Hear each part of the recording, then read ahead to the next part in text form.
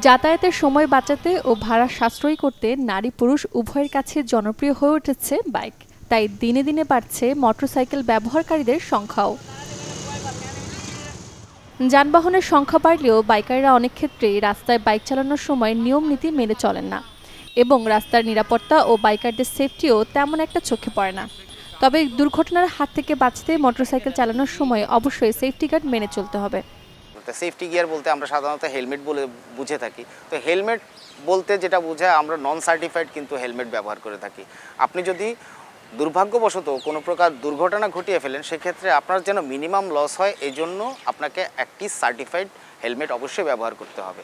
বাজারে অনেক ধরনের হেলমেট পাওয়া যায়, যেগুলি সিইসি, স্নেল, ডট এরকম কপি প্রোডাক্টও পাওয়া যায়। এই কপি প্রোডাক্ট আপনাকে অবশ্যই পরিহার করতে হবে এবং কপি প্রোডাক্ট চেনার আপনার ক্ষমতা থাকতে হবে। আর আপনি যদি কপি প্রোডাক্ট না চিনতে পারেন, অবশ্যই একজন অভিজ্ঞ রাইডার, যিনি পূর্বে মোটরসাইকেল ব্যবহার করেছেন, ভালো হেলমেট কিনেছেন, তার পরামর্শক্রমে আপনি হেলমেট ব্যবহার করতে পারেন। এবং সেফটি গিয়ারের ক্ষেত্রে অন্যান্য যে বিষয়টা, আপনার জুতা এবং হ্যান্ড গ্লাভস, অবশ্যই হ্যান্ড গ্লাভস আপনার ভালো থাকতে হবে। আপনি যখন কোনো অপ্রত্যাশিত কোনো দুর্ঘটনা আপনি ফেস করবেন, পড়ে গেলে আপনার হাতের তালু ক্ষতিগ্রস্ত হতে পারে, আপনার কোনোই ক্ষতিগ্রস্ত হতে হবে।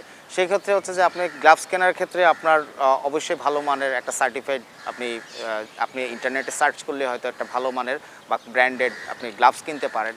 এলবো গার্ড, নি গার্ড একটু ভালো মানের কিনলেই কিন্তু আসলে আপনার অপ্রত্যাশিত দুর্ঘটনা এড়াতে, মিনিমাম দুর্ঘটনা যেন হয় বা মিনিমাম লস যেন হয়, সেই ক্ষেত্রে আপনি এই ধরনের সেফটি গিয়ারগুলি ব্যবহার করতে পারেন।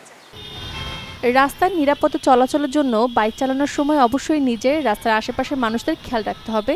সেই সাথে মেনে চলতে হবে ট্রাফিক সাইন ও ট্রাফিক রুলস। সূচনা হাসান, চ্যানেল 24, ঢাকা।